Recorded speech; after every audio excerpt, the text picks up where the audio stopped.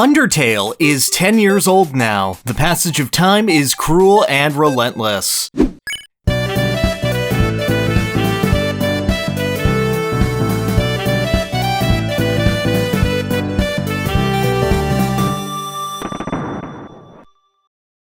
Made and written by some guy who liked Earthbound and Toho Project, with art and animation assistance done by some folks who presumably also like Earthbound. Undertale is the dream of making your own video game manifested into its most successful and celebrated form.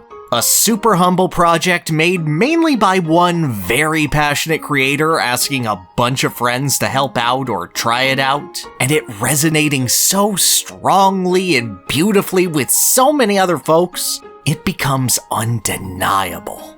The sheer scope of Undertale as an online institution makes it almost unapproachable in a video context.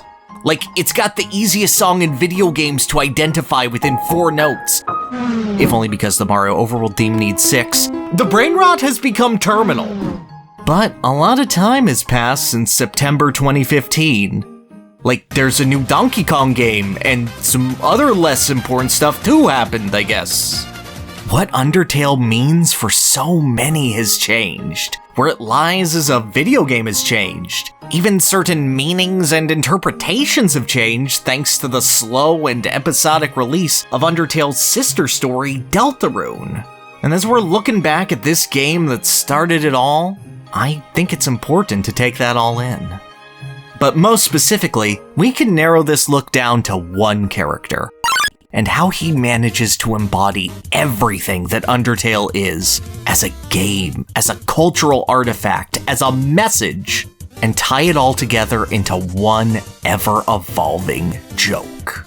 He's simultaneously the most consistent and volatile element of the entire series, and more than anyone else. Okay, give it another chapter, sweetie. You're winning me over hard, but we've got a legacy to talk about. Reflects the effect and care that your actions as a player bring out in a way that Toby Fox wants to relish. His story ain't over yet. We're still putting together the pieces. And I think we've got a good idea of the setup. And his story starts with none of the grandeur that would follow, but instead,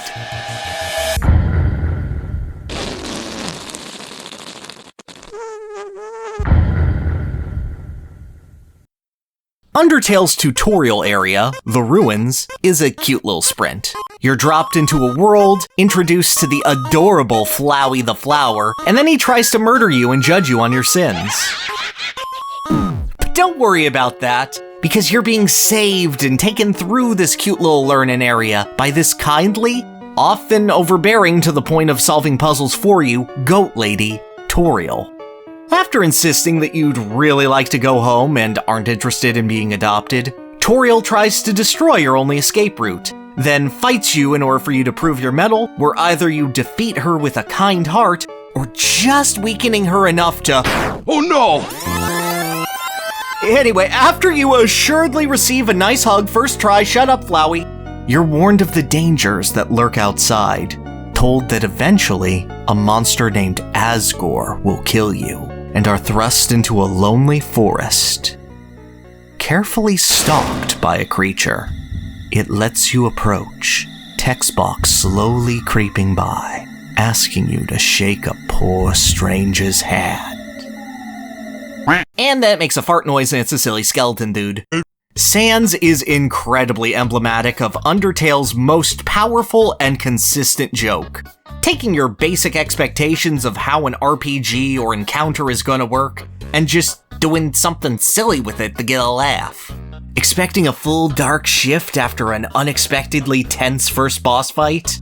Nah, let's just have some manzai comedy with a pair of idiot brothers trying to capture you, complete with bad puns and unnecessary zoom-ins and rim shots. Tutorializing you on how to eventually defeat enemies who use blue attacks that will pass through you if you don't move. Let's make sure we repeat it in red with 8 awesome angles so you don't get confused. Nice day for him to— wait, how did you get up? How are you back? Dude, come on now. Sans is a troll of a character, existing with the joke of being as low effort as possible in both his characterization and the mechanics of the game itself, with every single scene he's involved in ending up as one big, protracted joke of nothing happened, actually. All you get outside of some pretty decent gag setups is that the guy may tease his brother a ton, but he loves the guy, and his constant humoring of Papyrus's antics seem to only inspire the fantastic Royal Guard recruit to try even harder at all of his ineffectual, destined-for-failure schemes. Sans is the template that every character you meet after him will follow. A consistent, relatively comedic personality who enjoys subverting expectations mechanically or presentationally in order to give you a witty little laugh. The perfect warm-up comedy act for the whole set to follow. But that's the odd thing. Undertale is generally a pretty funny game, ramping up the characters and comedic situations it wants to throw at the player right after Sans shows up. Which raises the question, how do you be a comedian in a world where everyone is naturally funny? You don't count. The further you dive into the underground, the more Sans is not necessarily willing to answer that question, but just kinda incidentally hints at it if you want to hang out, I guess. Sans keeps showing up the further you get into the game, acting as a gatekeeper so lazy, he can't even update his checkpoint sprite to note that you're out of the snow area. He'll invite you to go out for lunch, do his, hey, I know a shortcut, that's just warping into the place he wants gag. And he's actually pretty popular at the local diner, everyone laughing at his jokes in spite of reacting pretty neutrally to Undertale's usual zaniness otherwise. Sans will mess with you a little, chug down a ketchup bottle, talk about how cool his brother is with absolute sincerity, and tell you that sarcasm isn't funny if you dare say Papyrus is lame. And then he'll stop. The rest of the diner fades away as he asks if you've heard about a talking flower. And yeah, no, you're familiar with that little guy. Sans insists that it's just an echo flower, a little sprout that repeats the last thing it heard, and that his brother must just be getting pranked by one. But the way he speaks, the tonality, how the flower whispers praise and secrets to his brother, it feels weird. Sans is given this recurring spotlight, far more than any other character in the game, still popping up after this whenever his joke of, oh hey, I'm here now, would land. And it's noted as strange. Other characters react to him as an oddity. NPCs note that the two skeleton brothers just kinda showed up one day and integrated themselves into the world instantly. And while you have the more pressing matters of the Royal Guardswoman hunting you down, and the killer robot with the quiz and cooking shows, Sans is something there to lurk in the back of your mind, always waiting for his punchline. That moment comes toward the end of the game's fourth major area, where Sans is like, hey, getting pretty close to the end. Wanna grab dinner? And he's a lot less funny of a host this time around, hanging out in a fancy restaurant with you as this oddly somber and contemplative piano track plays in the background. It's raining somewhere else.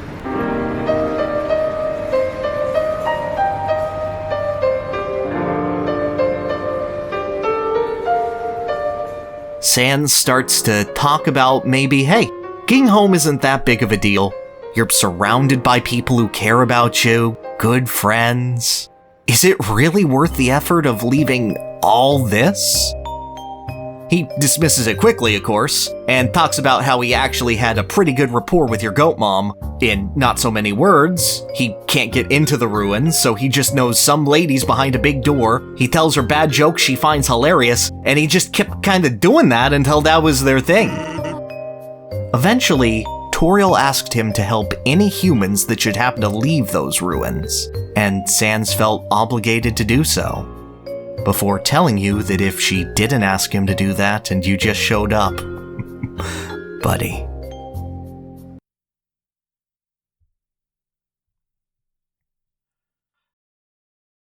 While Sans insists that he's rooting for you afterwards, like, his eyes got all spooky and the text speed changed and he couldn't look you in the eye when he said that. That's something that might stick with you.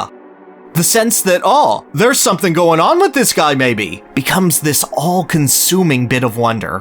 Why is he like this? What does it mean? Are you ever going to have to fight him like you do seemingly everyone else in the underground? Is the funny fart skeleton going to kick your ass?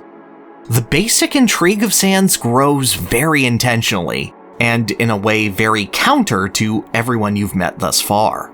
Everyone else in the underground opens up more and more as you listen to them. Occasionally peacefully fight them, go on dates with them. But the more Sans speaks, the less it feels like you know about him and what he's all about.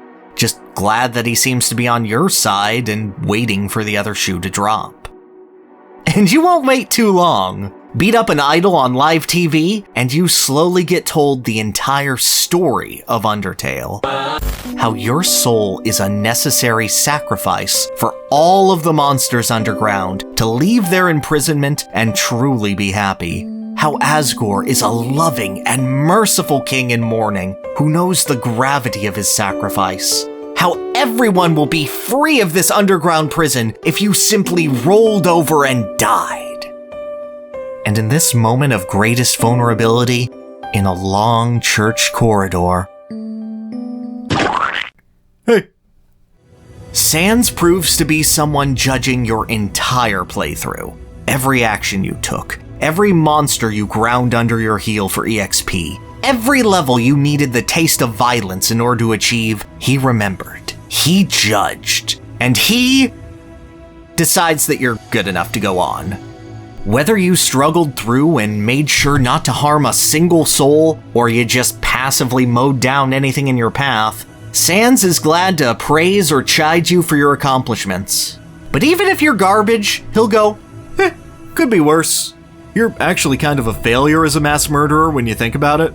The context of this encounter does change between Sans letting you go on to fight Asgore because he thinks you'll be able to resolve this somehow, believing in you, or letting you go because, screw it, if Asgore kills you, that's probably for the best. But after all that build, after all that intrigue, the ultimate attack Sans can pull out against you is nothing. Again. He's really lazy after all.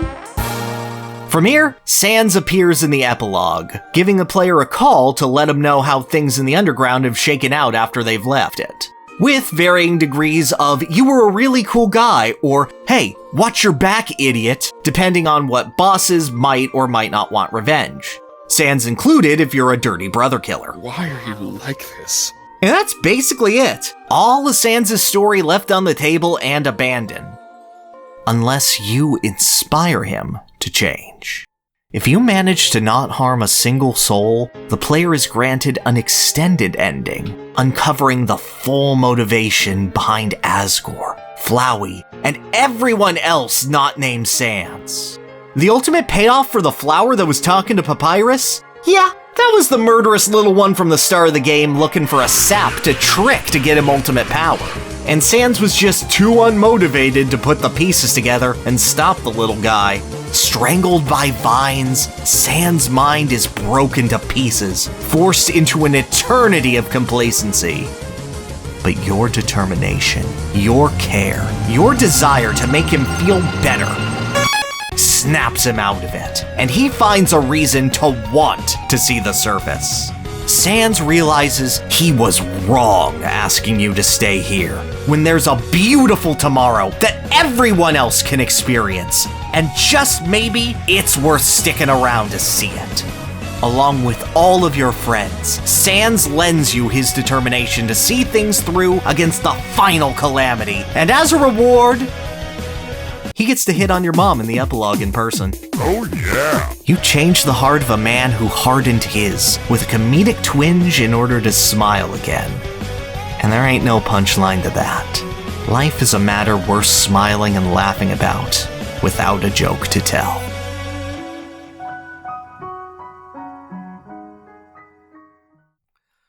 But curiosity still exists. Of everything that happens in Undertale's pacifist route, Sans is by far the most unresolved element. There's no final confrontation with the guy, no strong payoff to his warnings outside of a change of heart that gets mixed in with all the other major characters you affected. He's an incredibly passive force for the amount of focus the game gives him. But a few of his comments ring out like massive warnings. Not doing enough to be truly the worst, his threat of being dead where you stand. What if we push that as far as we could? What if you had to force Sans to act? That's a wonderful idea! Undertale has a secret mechanic wrapped up in all of its fights. There are only a limited number of monsters in the underground. If you manage to cut all of them down, random encounters growing rarer and rarer, you'll eventually reduce every last soul in an area to dust. The music will change, your upcoming boss will pretty much be a guaranteed one-shot, and you'll know you've entered what Undertale fans have come to refer to as... Hey, Rugal, can you help me not get the video demonetized? Thanks, buddy. Once you've exterminated everyone in the ruins and your dear goat mom sees, oh, you're not the one who needed protecting, Sans is able to tell how utterly inhuman you are at a glance. Seeing that you've got no patience for jokes and are dead set on completing your set of death, Sans gives some hollow attempts at yes-anding you before realizing, oh, you're gonna go after his brother. So, as a friendly reminder, he'll warn you that if you continue going down this path... Well, surely you can't stop now, can ya? Going down the demonetization route shows just how much of a heartless creature you really are. NPCs all disappearing, begging for their lives and notes, letting you steal from shops as long as it means keeping what little remains of their family safe. But you're thorough, and even the kindest and most accepting of creatures have to go for the sake of your infinite curiosity. The path gets longer, more boring, more difficult as you have to hunt down 40 random encounters that slowly get less frequent in a grueling crawl at the worst point of it. And hey, that's a bad time. But so much has changed. Everyone is desperately trying to find a way to stop your slaughter. From shopkeepers abusing the fact that they're in a no-combat zone to stall you for time, to a boss refusing to die, tapping into the same determination that fuels you to stick around and post up one incredible effort. This fight is harder than anything the regular route could possibly offer. And yet, she falls to the ultimate futility of your approach. Even Flowey shows up to praise you right before that fateful hallway, saying he gets it. He wanted to make all these people happy too, but everything just kept resetting, going back. Until he started killing. Until it felt good to push them over the edge and see what happens. And, hey, you wouldn't turn on him, right? You wouldn't go that far, right, buddy? Flowey flees, and truly alone, he's waiting for you. This time, you really are the absolute worst person. An overachiever to the point where even the laziest dude in the world has to take notice. You take one more step forward, and finally, you get this Joker in a battle screen. It's a beautiful day outside. Birds are singing, flowers are blooming, and on days like these, kids like you.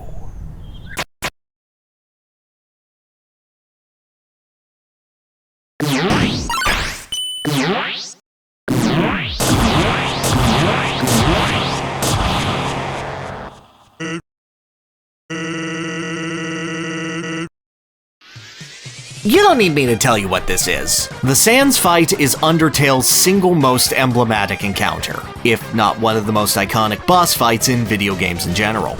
But it's the context of both what it is in the grand scheme of Undertale and how it uses Undertale's mechanics against the player that makes it truly special. Combat in Undertale is often more of a novelty than it is a serious encounter.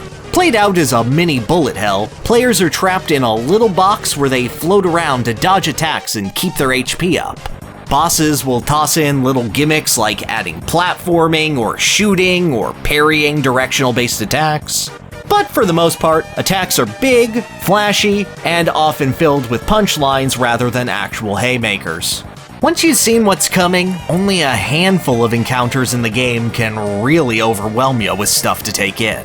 And Sans himself is full of punchlines. Look, he's the weakest enemy in the game. He's got 1 HP and 1 attack power, and the game means both of these things. Unfortunately, he likes stretching out both of those as far as he can. Sans isn't like every other enemy in the game.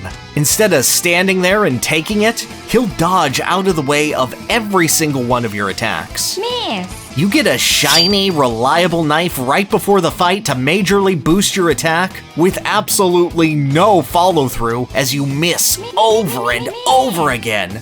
Coupled with the fact that the best replenishable healing item available to you also gives a now useless attack buff. All of Sans' attacks do deal 1 damage, but he also removed all of your iframes, able to hit you 30 times in 1 second. On top of that, every single one of his attacks inflict karma, a poisonous status effect where the weight of your sins slowly saps your health, stacking further every time you get out of one of his attacks and fall right back into another.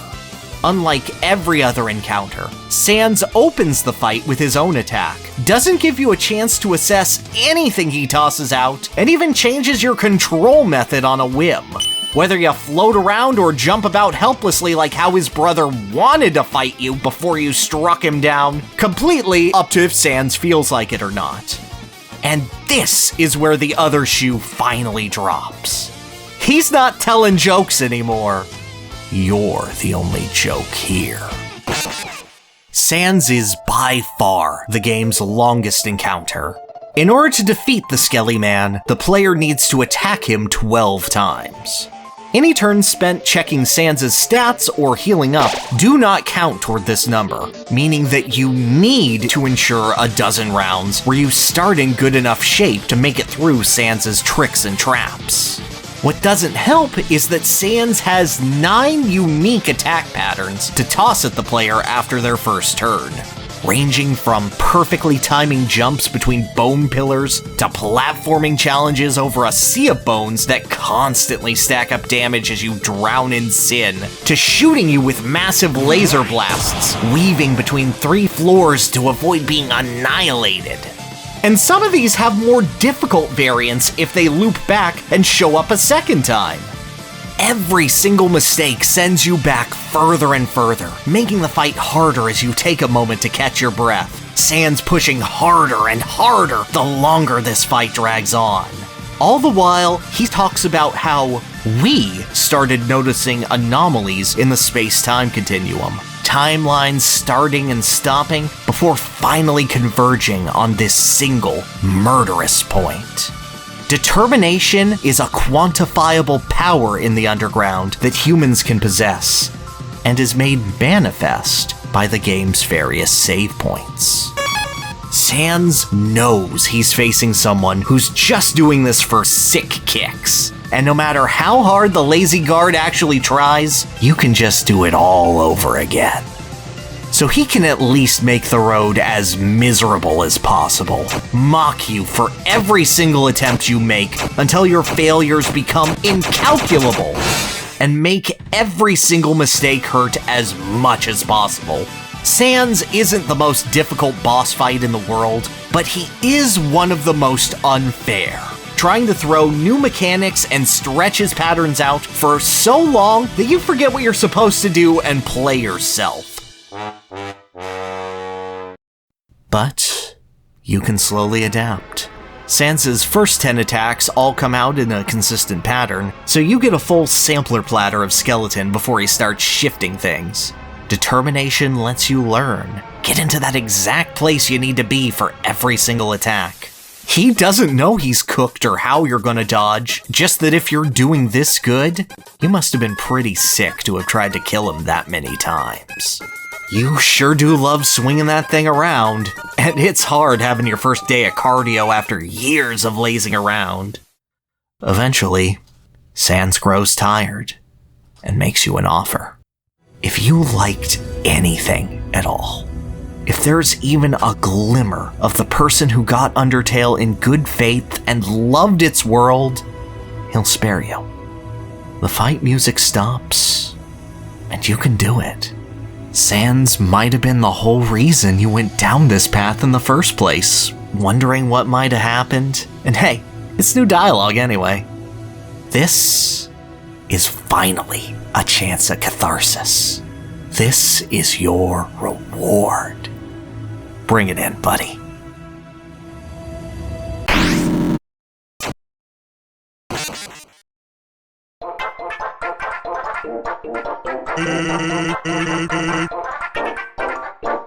Sorry, did I say you needed to attack 12 times? What I meant to say is, you need to throw out 24 attacks on Sans without dying. 12 times just gets you this little halfway point where he'll kill you if you spare him. Why don't you try again? See if the dialogue updates. After this point, Sans becomes even more relentless, throwing out new variants of his attacks, twisting gravity and tossing your soul around the arena like a rag doll to catch you in new traps. He'll even attack you in the menu on your turn, just to add in a little extra karma damage. You'll have to do that first half you learned even more perfectly. Save up all of your items. Sans's prior attacks tested your ability to navigate unfair obstacle courses. This second half tosses in pure reaction time to make every death feel even cheaper, to make you more upset, to go, you know, I'll do this later, and put the game down to be another RPG you wanted to beat, but you never actually did, and you don't really want to go back to it months later at a hard boss or redo the intro so the game is just marked as unbeaten for years. I know you have one of those, mine is Xenogears. Sans's win condition isn't to kill you, it's to make you, the player, think this isn't worth it and give up. But you're in deep now. You invested so much time just getting to halfway. He keeps talking up his special attack that's going to come in a few turns, and maybe this isn't the run. But you know what? Show me what you got. And right before he unleashes that final attack, he hits you with everything he's got. 30 straight seconds of attacking, mixing up his moves, warping your play area just to drag you sideways through a gravity well from hell, ending with a cheap shot at the end, teleporting you around, the most excessive projectile spamming you've ever seen in your life. It is an utterly incredible barrage of overstimulation. But he's getting desperate. None of the individual phases of this attack stick around that long, so unless you're really choking and stuck inside the lasers or the bone slide, he has less time to rack up damage than some of his other attacks. Sans doesn't kill you with this assault. You choke to him at the very end. And it makes surviving by the skin of your teeth all the more likely and all the more thrilling. With nothing left in the tank, Sans slams you against the walls over and over again, completely unable to deal a finishing blow until he exhausts himself. You made it through a gauntlet of constant psych-outs, and now your reward is Sans's ultimate technique. Nothing. Sans is out of options and read the situation totally wrong. You inspired him to change by making the most engaging, difficult, and enjoyable challenge possible for you. Those who'd go far enough to get to the Sans fight are totally into experiencing Undertale's highest high. This fight for his world to exist is the greatest thrill a player can possibly enjoy from a primal gameplay perspective. So he'll try something different. This is a turn-based game, so he's just going to take his turn. Forever. You'll give up not because of challenge, but because of boredom. No novelty left for you to exploit. No extra dialogue. Just an ending of you sitting here with him, until eventually you close the game and let him win. All he has to do is watch. Stay awake. Not remember just how tired fighting for his life made him. Make sure you don't get any ideas about moving that box until you can.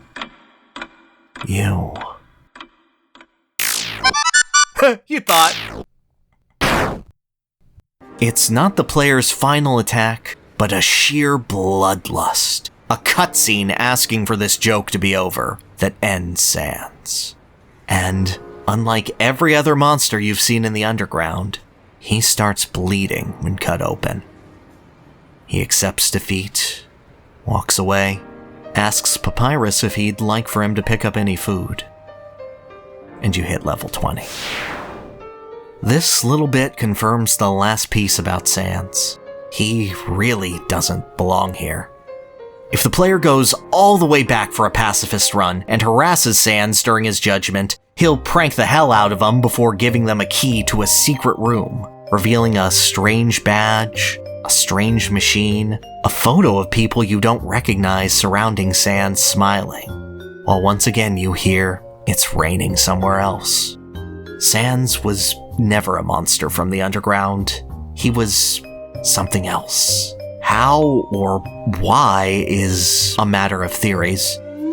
You two go away, I'm pontificating over here! This is where Undertale leaves Sans, a character detached from the story that your actions, good or bad, lead him to value and care about a world he's somehow found himself a part of.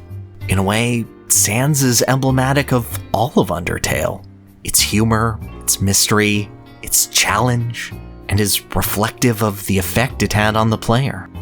A comedian walking through a silly little world he can't help but slowly fall in love with. And then the internet happened. Undertale was always an incredibly well-supported game. A passion project that a lot of people resonated with, shared around, made fan art of, encouraged Let's Players and streamers to go through with varying degrees of annoyance and insistence on how they should play the game.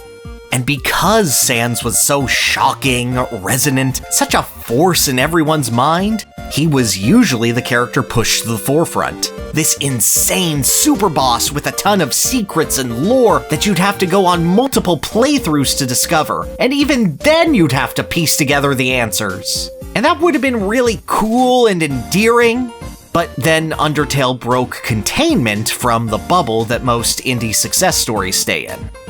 In 2015, Game FAQs was holding a popularity contest for the best game ever, with hundreds of thousands of votes coming in daily for its little matches. Undertale was an unassuming 6 seed, put up in a match against Mass Effect 3 when that game was still pretty hated. Likely going to put up a solid number, but still crumble to Shepard. Alright, but you still hurt my feelings. And then the Undertale fanbase really cared about it and rallied it to a win, where it advanced to fight Fallout 3, which the Undertale fanbase really cared about it and rallied it to a win. And then against Super Mario World, and then Pokemon Red and Blue, and then Mario 64, and then Super Smash Bros. Melee in a match where the Melee community was actively also rallying before being declared the best game ever over Ocarina of Time in a resounding, definitive final match of over 150,000 votes. 3 months after Undertale had come out. Backlash came hard and fast, as Undertale's reach became noticeable far beyond its bubble in a way that would make people upset for stupid reasons. No one ever talks about Super Mario RPG reaching the semifinals of that contest. He beat Resident Evil 4. I think the little guy did pretty good. But the face awaiting everyone who came to see what Undertale was about was this skeleton telling you that you're gonna have a bad time and to get dunked on. Sans became emblematic of the game on a wider scale than could be imagined. A multiplicative effect of more and more people discovering the game under good and bad circumstances depending on who was telling you about it. News reports had the character come up. Professional wrestlers dressed as him. Modern TV dramas still talk about Sans. Undertale. That is a great game. It took me forever to beat Sans. Hell, I love Banjo and Kazooie more than reasonable human beings should be capable of. Okay, not quite that far, but close. But the day they became playable in Super Smash Bros. Ultimate, I'm brave enough to admit they were completely overshadowed by a Sans costume for the Mii Gunner being released the same day. Sans had become so much more than his character in-game. He was Undertale itself. Its memes and in-jokes rolled into one tangible package. And he was leaned into. The Sans figure available to purchase is called the Sans in Action figure. The Undertale Symphonic Concert had a little animation of characters showing up, and fans went crazy hoping, oop, Sans is really lazy, I hope he gets to his seat in time. Toby Fox wrote fan fiction on how Sans defeated the funny scam man from Mob Psycho 100 in the inaugural Tumblr Sexy Man contest. The most important thing to happen that day. Sans was a joke that everyone was in on and kept being told over and over again, to the point of nausea. A meme in its purest sense that still represented his character somehow. And that begs the question. If your character has become bigger than any story that could contain him, how do you put him in another one?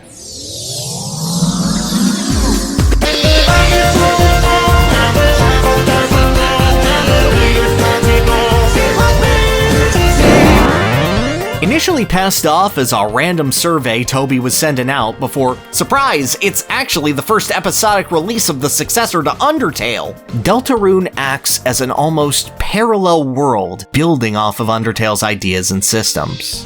Familiar characters pop up, inhabiting a lot more benign roles. Your main character still has your mom taking that title a lot more literally, with her ex-husband's fur still stuck in the drain from their domestic quarreling because... God, Dad, you're so cringe. Stop eating the snack tray, this isn't even your house! It's a fantastical tale of escapism, connection through it, prophecy, expectation, magical otherworlds, self-reflection, and constant, unrelenting humor. And we don't care about any of that right now. Because when you aren't adventuring in the Shadow Realm, you just wander around your ordinary hometown, and he's right there! Sans serves as a friendly grocery store owner in your totally normal hometown. And yeah, no, it's weird.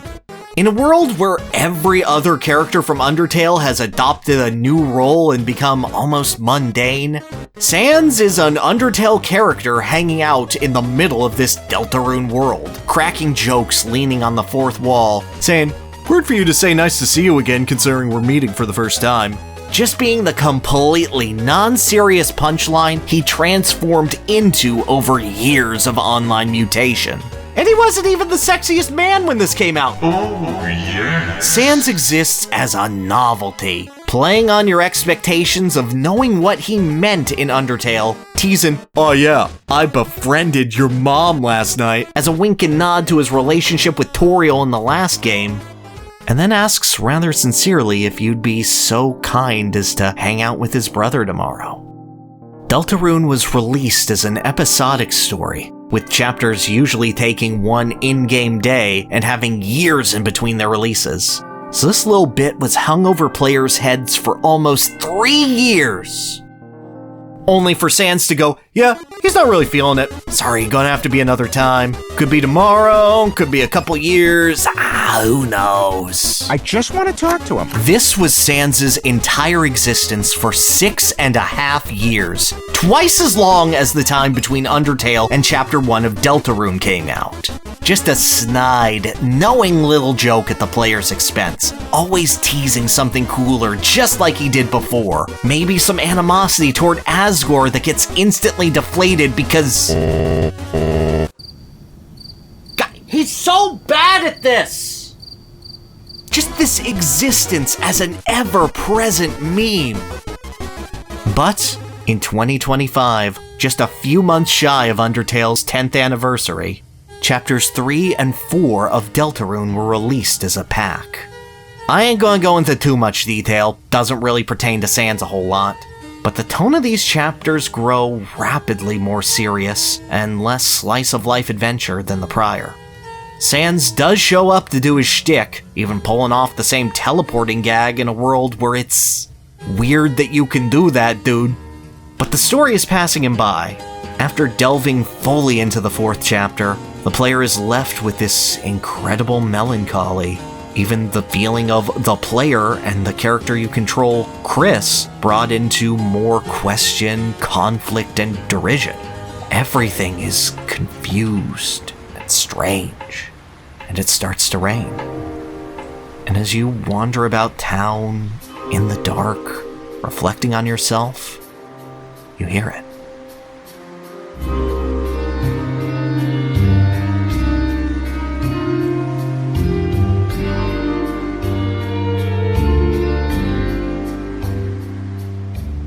Not knowing what to do, Chris heads back to their home to rest up and try again tomorrow.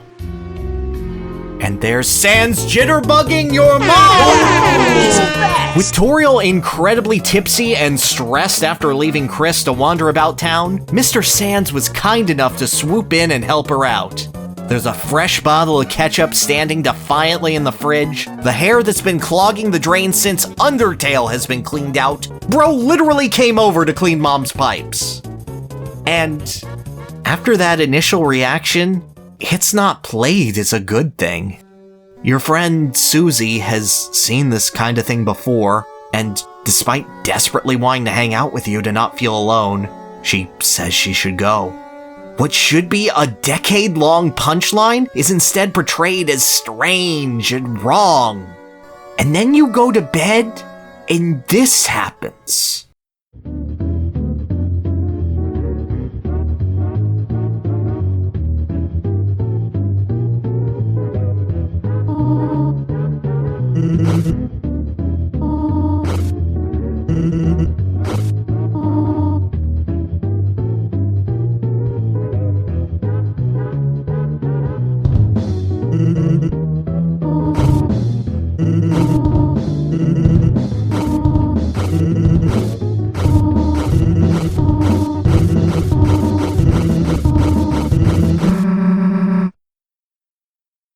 And that catches us up to modern day. This one moment, this one mistake twisted in after years of milking the same comedy bit, has gotten people to once again feel mixed and concerned and curious about Sans. And I think that's probably the greatest gift the game could give. Taking this character, who was so absolutely integral to so many people's attachment to Undertale, who had morphed into something familiar and snide and almost blasé, and making you wonder what he's all about again. There's the obvious hints. This is the world he came from. This is where it rained. How does Sans end up so far from his friends in a world of caricatures, all wearing the faces of people he knew? Or is he just gonna pull the rug out again? And it's gonna be nothing. Again! It's unknown. It's exciting. It's bringing back all these feelings and theories that surrounded the game. And it's genuine. The greatest thing that Undertale and Deltarune ever offer is sincerity. It can be wrapped up in as many layers of irony and sarcasm and playing with the bit as much as it wants. But the reason people connected with it, and continue to have connected with it for this whole decade, is that unguarded, heartfelt understanding. That is what Sans represents. The desire from the player to delve deep into this world, and the changes they make to others with their actions and care. And then he makes a silly joke, and you're not sure if there's more meat on the bone or if he's leaving you bone dry. Sans has been a character who's been analyzed to death, figured out, proven that figuring him out was wrong the whole time actually, memed into oblivion, and then come back from the brink of oblivion to do it all again. And I hope that if you ever happen to enjoy him at any part of that journey, this gave you a little chuckle or smile. Don't have an outro. That's how you design for change. Bye.